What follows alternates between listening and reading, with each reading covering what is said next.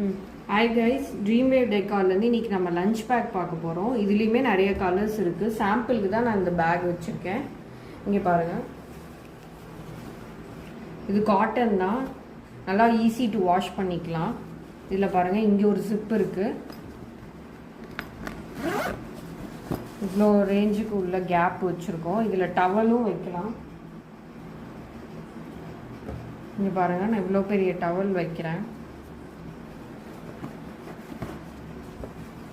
இந்த சைடு இந்த கம்பார்ட்மெண்ட் வச்சா இப்போ வந்து நான் ஃப்ரண்ட்டில் உங்களுக்கு நான் திங்ஸ்லாம் வச்சு காட்டுறேன். இங்கே பாருங்கள் எவ்வளோ வைடாக இருக்குங்க. பாட்டில் வைக்கிறேன், டிஃபன் பாக்ஸு,